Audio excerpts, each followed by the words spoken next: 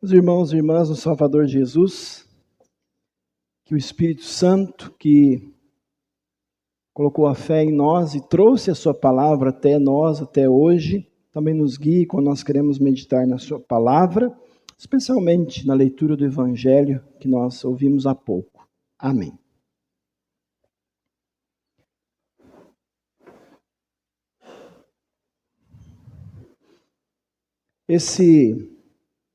Essa figura aqui, coloquei nos grupos também, né?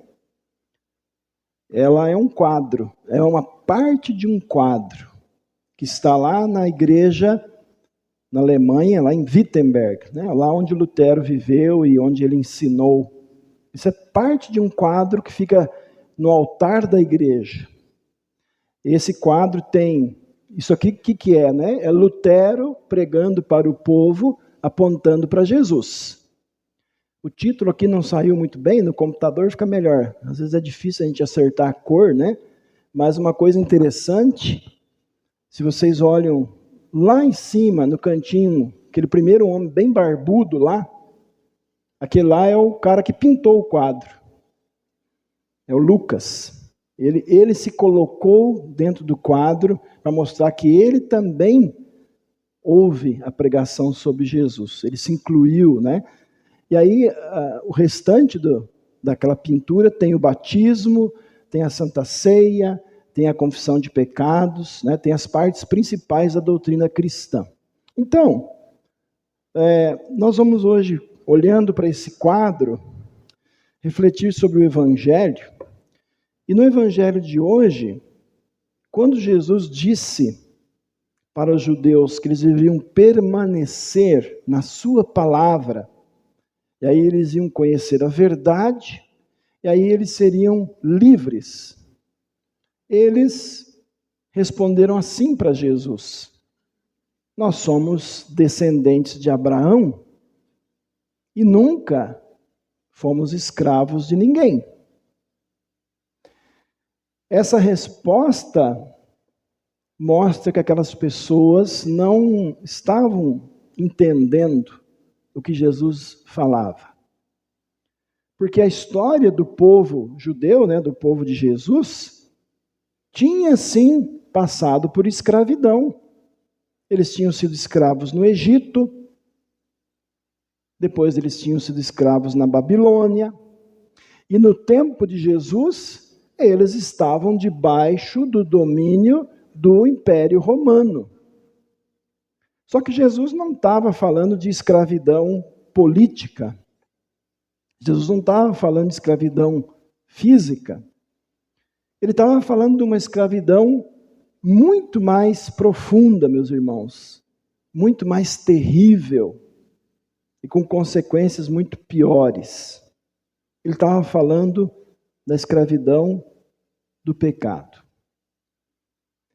Essa escravidão do pecado, a qual nós também temos, ela é terrível. Por quê? Porque ela se disfarça de liberdade. Foi assim com aquele povo, né, na época de Jesus. Eles achavam que eles eram livres, mas na verdade estavam presos. E é assim, meu irmão, minha irmã, que o pecado age na sua vida e na minha vida.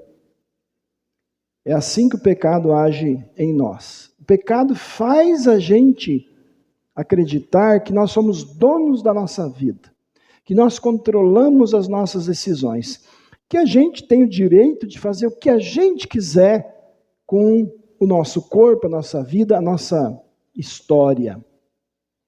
Mas a palavra de Deus diz outra coisa. A palavra de Deus diz que nós já nascemos pecadores, e aí Jesus diz: quem vive no pecado é escravo do pecado. O apóstolo Paulo escreve que quem vive segundo a sua natureza humana, né? Quem vive conforme o eu pecador, vai ter a sua mente e, portanto, a sua vida controlada por essa natureza pecadora. E aí a Bíblia diz: qual é o resultado de continuar vivendo assim? É a morte espiritual e eterna. Então esse é o perigo dessa escravidão que Jesus está falando aqui. O perigo é a gente achar que nós não somos escravos. O pecado dá para nós, dá para as pessoas uma falsa sensação de liberdade e de controle. É como aquela pessoa viciada. Talvez vocês já viram isso, já ouviram isso. Eu paro com o meu vício quando eu quiser. Já ouviram isso, né? Quando eu quiser eu paro de beber. Quando eu quiser eu paro de fumar. Quando eu quiser eu paro de usar droga. Mas a pessoa não para. Porque quem pensa que controla o pecado, na verdade, já está sendo controlado por ele. Se a gente tem essa conclusão, não, eu controlo o meu pecado. Então, você já perdeu a guerra. Quando você está pensando isso, o pecado já está controlando a sua vida. E o mais terrível, meus irmãos, é que essa escravidão, ela então conduz a uma consequência, né, muito desesperadora. Ela leva à morte eterna. Cegos, enganados, a gente vai seguindo o caminho que leva à condenação. A Bíblia diz, o apóstolo Paulo diz, o salário do pecado é a morte. Então essa, meus irmãos, é a condição de todas as pessoas do mundo, de todos os tempos e lugares, desde o seu nascimento. Essa é a nossa condição quando a gente nasce. Na leitura de hoje de Romanos a gente ouviu, todos pecaram e carecem e estão afastados da glória de Deus. Então, se nada for feito, se não houver uma ação, uma intervenção, nós todos vamos ser condenados. E é aí que entra, então, a boa notícia, o Evangelho, a mesma mensagem que nós celebramos, especialmente nesse tempo da Reforma, né? A mensagem que Lutero redescobriu na palavra de Deus. A mensagem que ele anunciou novamente para o povo. Cristo nos liberta da escravidão que cega e mata. Quem pôde estar aqui com a gente ontem assistindo o filme, é bem interessante, tem uma cena, Lutero já era padre, e o superior dele fala assim, Lutero, você já leu o Novo Testamento? E o Lutero fala, não. Imagina, ele já era padre e nunca tinha lido o Novo Testamento. Mas quando ele teve a oportunidade de começar a ler a Bíblia, estudar, então ele descobriu isso aqui. Cristo nos liberta da escravidão que cega e que mata. Jesus disse no texto, né? Se o Filho libertar vocês, vocês serão verdadeiramente livres. No convite para o culto, eu coloquei lá, né? Como é que a gente pode ser verdadeiramente livre? Esta é a resposta. Jesus disse, se vocês crerem no Filho, vocês vão ser verdadeiramente livres. O Filho é Ele mesmo, Jesus. Só que essa libertação, meus irmãos, teve um preço muito caro. Custou a liberdade, custou a própria vida de Jesus. Ele não tinha pecado. E ele se tornou prisioneiro do pecado por nossa causa. Ele não precisava vir ao mundo, deixar o céu e vir aqui, mas ele veio. E ele poderia lá no final, né, ter fugido da morte. Mas ele escolheu ficar fiel até o fim da sua missão e se entregar por nós. Ele deu a liberdade dele para que a gente pudesse ser liberto, para que a gente possa ser livre. Então, com o sangue precioso dele derramado na cruz, ele nos libertou dessa escravidão, nos libertou do pecado. A cruz foi o momento da entrega. E quando o diabo achou que tinha vencido Jesus, no terceiro dia ele ressuscitou. Nós cantamos agora há pouco aqui com o coral, né? Ele ressuscitou. Então ali, na morte e na ressurreição, Jesus venceu o pecado, venceu o diabo, venceu a morte. Ele é a única verdade que realmente liberta o ser humano, liberta cada um de nós do pecado e da morte eterna. Agora, vejam, meus irmãos, tudo isso que Jesus fez seria inútil se não chegasse para nós. Na época do Lutero, a palavra de Deus estava escondida do povo. As pessoas não tinham essa mensagem que a gente ouve aqui cada culto. Não tinham. As bênçãos de Deus eram vendidas para as pessoas em forma de indulgências, né? A pessoa colocava lá uma oferta, um dinheiro, recebia um papel que prometia para ela perdão por tantos anos. Ou então, nós vimos isso no filme também, né? As pessoas iam lá ver relíquias, né? Uma caveira lá que supostamente era do João Batista, né? Uns pregos lá que supostamente eram os pregos que foram colocados em Jesus na cruz. Um monte dessas coisas. E as pessoas achavam que olhando para aquilo, rezando na frente daquilo, elas teriam então bênçãos de Deus e o perdão de Deus. Como se fosse possível isso. Como se fosse possível comprar o perdão de Deus. Mas então, Lutero, a Reforma, e não só ele, os seus colaboradores, redescobriram a verdade na Bíblia. Né? Eles não inventaram nada. A salvação, como nós cantamos antes, é pela graça, pela fé, revelada somente nas Escrituras. Somente pela graça, somente pela fé, somente pela Escritura. Pela fé em Jesus.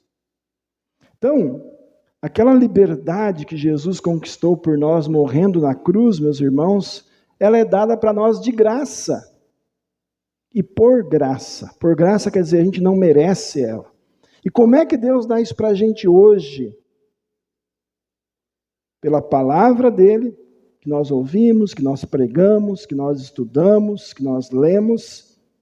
Pelo batismo, onde nós recebemos o perdão a primeira vez e somos colocados dentro da família de Deus. E pela Santa Ceia, o corpo e o sangue de Cristo, que nos fortalece nessa fé.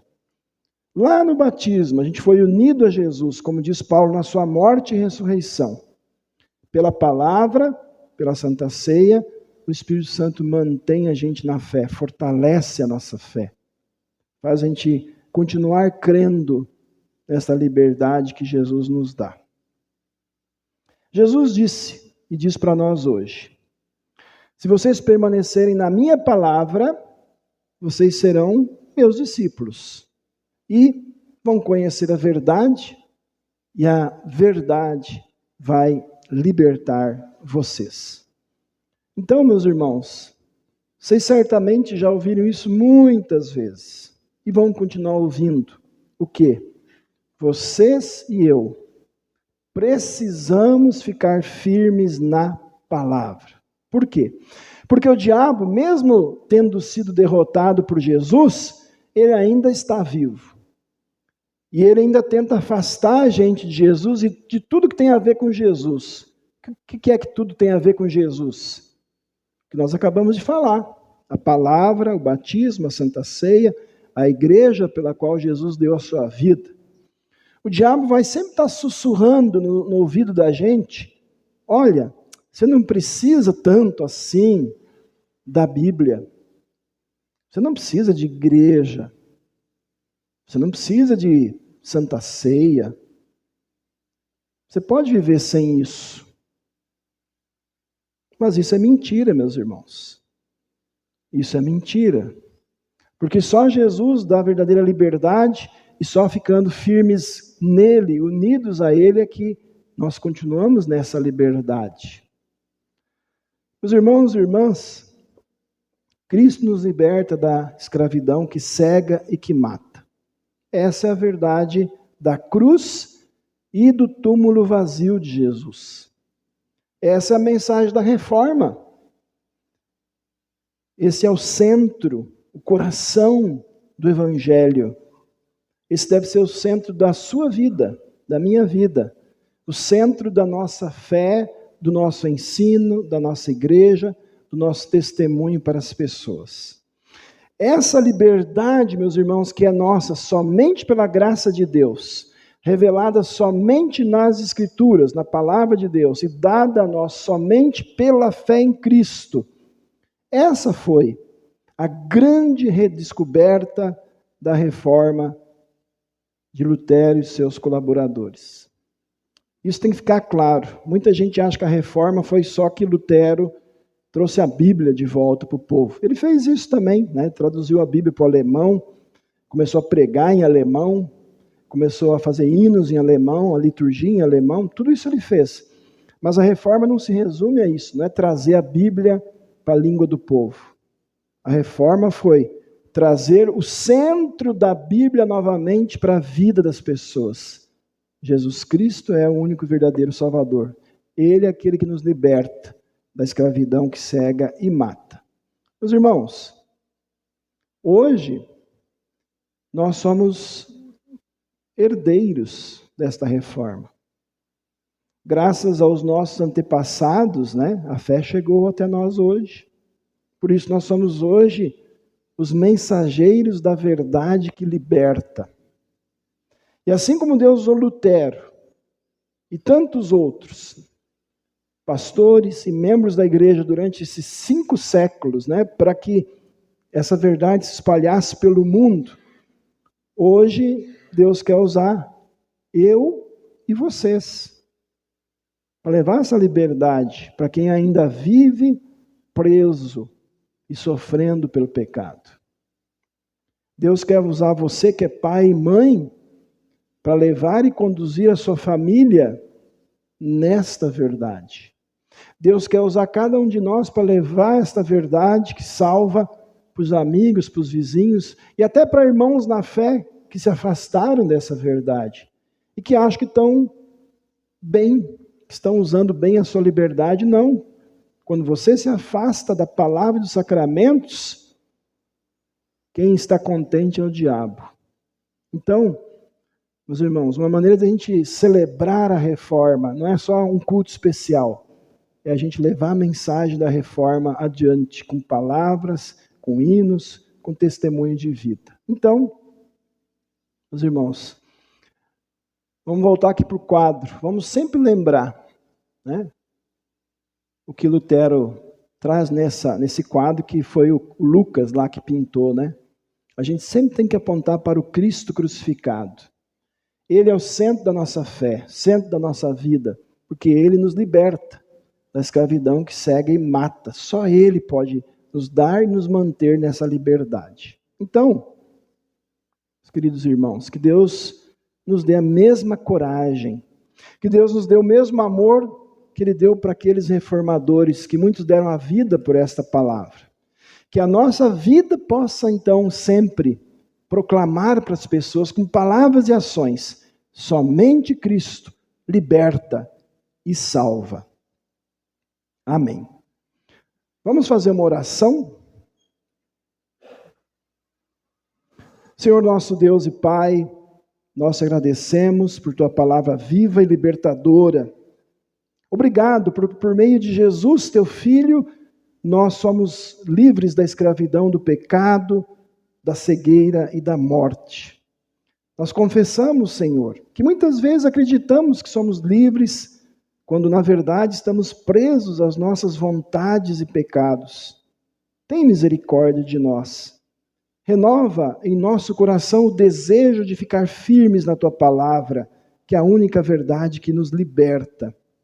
Dá-nos, ó Deus, a força e a fé que sustentaram Lutero e tantos reformadores, para que também nós sejamos fiéis testemunhas do Evangelho, anunciando com alegria que a salvação é um dom gratuito da Tua graça. Fortalece-nos com Teu Espírito Santo, mantém-nos firmes em Cristo e faze de nossas vidas instrumentos da Tua liberdade e do Teu amor. Tudo isso nós te pedimos em nome de Jesus Cristo, nosso Senhor e Libertador, a verdade viva. Amém.